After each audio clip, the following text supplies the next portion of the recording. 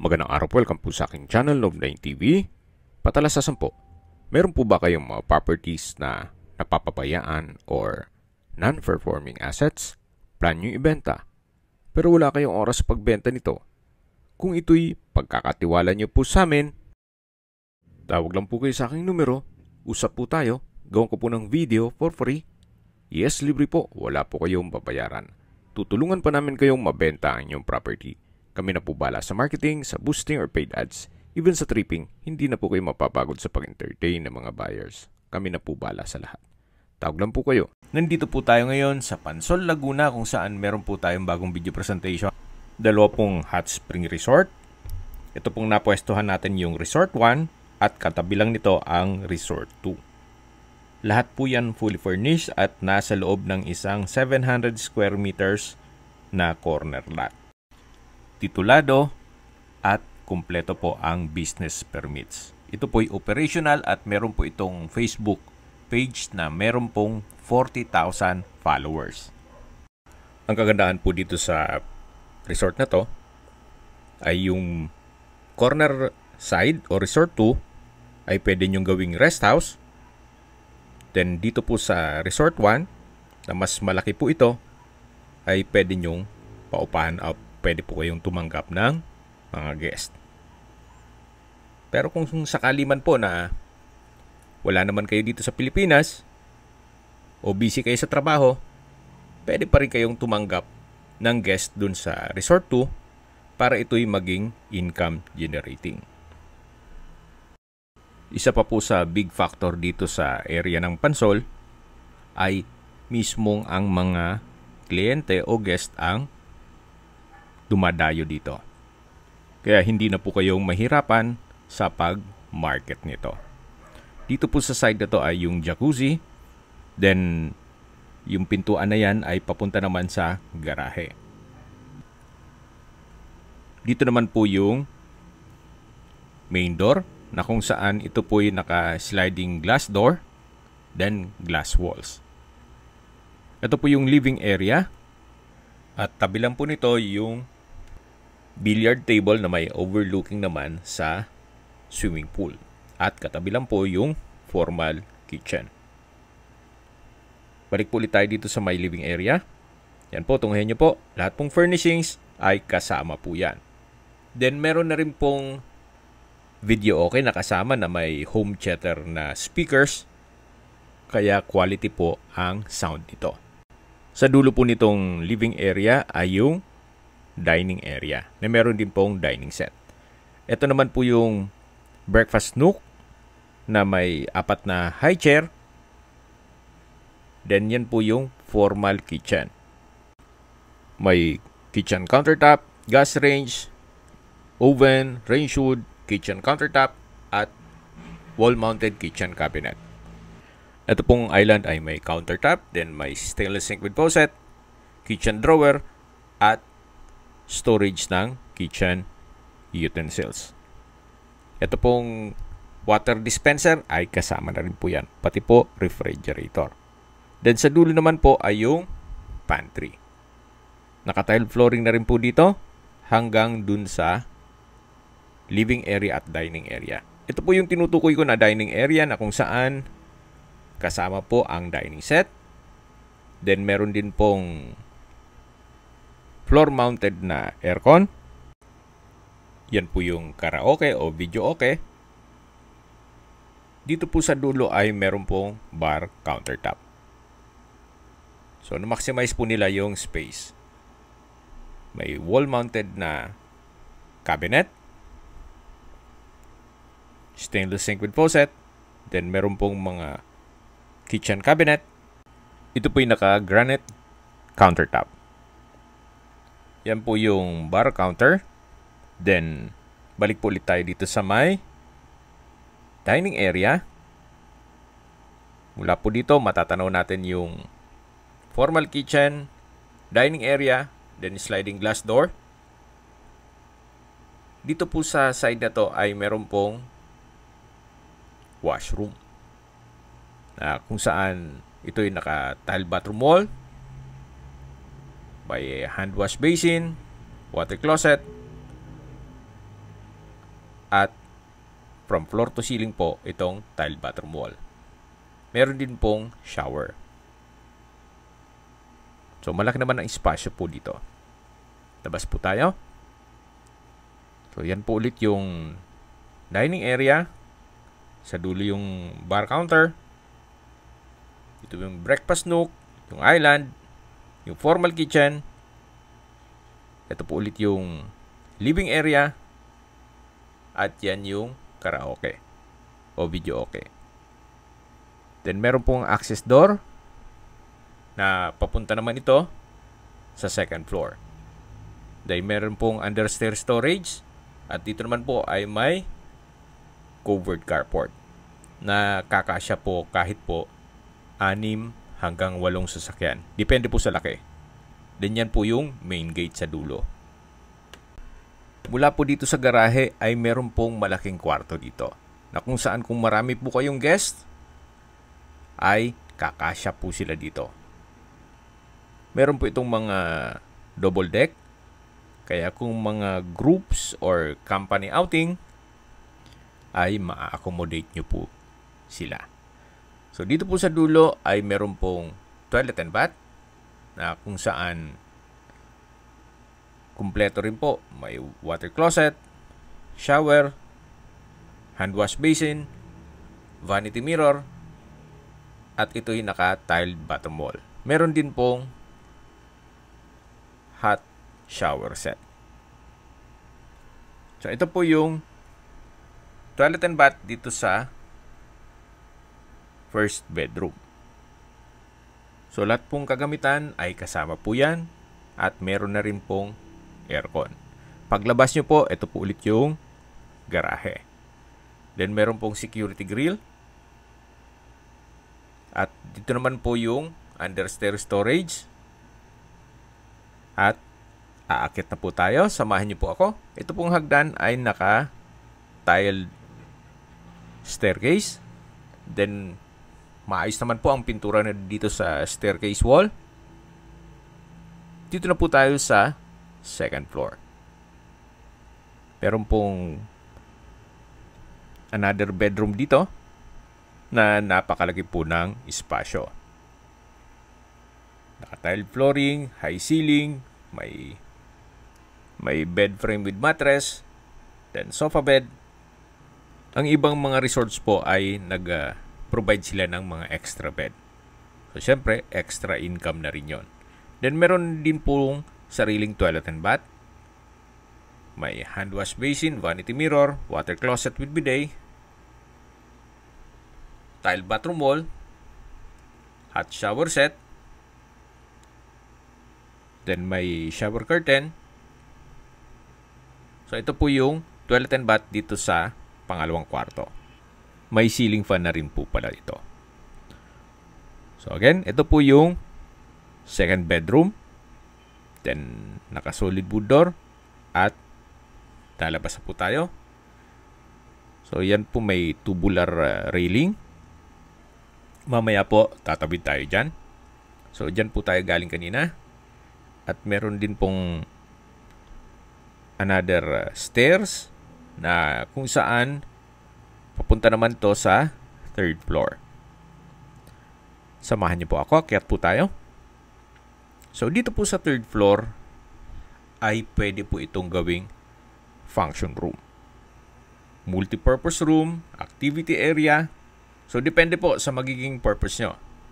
Or kung hindi naman, another room na pwede nyong paupaan sa guest. Gawa ng kumpleto rin po dito. May countertop. Then, napakalaki po ng espasyo. Pwede maglagay ng living area. Then, bedroom. May mga sliding glass windows. Then, may refrigerator na rin po ito. So, depende po sa magiging purpose nyo once na ma-acquire nyo tong property. So, dito po sa dulo ay meron pong sliding glass doors na may wooden rack. So, napakalaki po ng espasyo nito.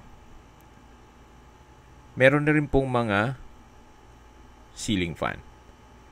Yan po yung sliding glass windows. At mula po dito matatanaw natin yung swimming pool.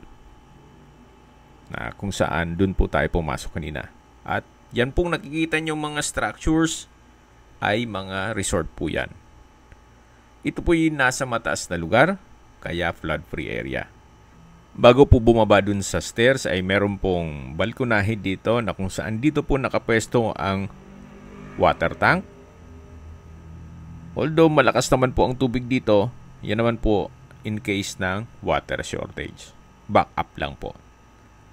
Lahat pong natatanaw nyo na structures ay mga hot spring resorts po yan. So, dito po yung hagdan.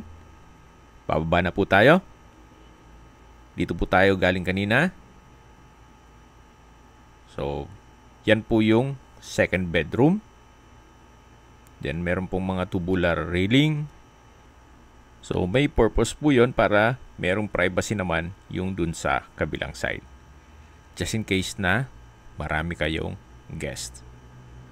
Yan po yung steel gate na papunta sa garahe. At ito naman po yung glass door papunta dito sa living area, sa dining area, at yung kitchen. So, balik ulit tayo dito sa may covered carport. Yan po yung main gate. At ito naman po yung access gate papunta sa may jacuzzi na kung saan dito po tayo galing kanina. At dito naman po yung swimming pool. Yung first part ng video, yung pedestrian gate, dyan po tayo pumesto kanina. Then naka-landscape na rin po itong buong property. Then ito po yung hagdan na kung saan naka stainless handrail, then glass railing.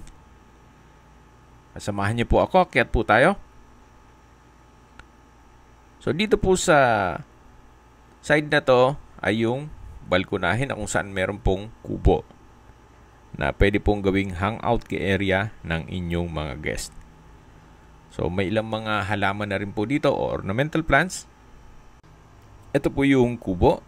So, maayos pa naman siya. Wala pa naman kayong ipaparepair dyan.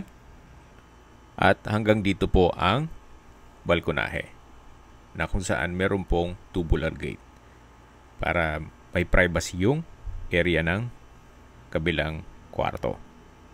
Na kung saan hindi natin mapasok ito gawa ng may mga personal na gamit po si owner. So, bababa na po tayo. Yan po yung perimeter fence. Sobrang taas niya, kaya secured na secured po kayo. At yan po yung swimming pool.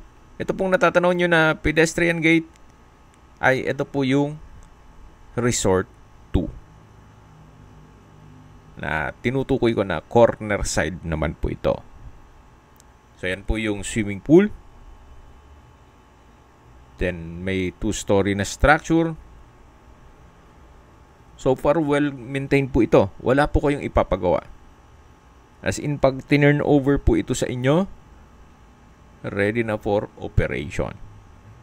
Ang kailangan lang po dito ay inyong supervision. So, nakaset up na po yan. Meron din pong mga kagamitan o furnishings gaya ng gas range, range hood, refrigerator, rice cooker, cooking wares, water dispenser, barbecue grill, then meron din pong video okay, billiard table, may bed and bed frame, may aircon, at meron din pong PLDT Wi-Fi na fiber optic. So, kumpleto na po. Yan po, tunghayan nyo po itong Resort 2. Ulitin ko po. Katabi lang po ito ng Resort 1. Itong Resort 2. So yan po, tunghayan nyo po ulit bago tayo mag-iikot. Napaganda po ng setup. Ito po yung tinutukoy ko na pwede nyo pong gawing rest house for the meantime. Na kung kailangan nyo ng pamilya, then pag bumalik naman kayo sa inyong trabaho, ay balik nyo sa staycation business. Ganun din po yung Resort 2. Para itong dalawang resort ay income generating. Kumbaga, hindi po siya non-performing asset o dead asset.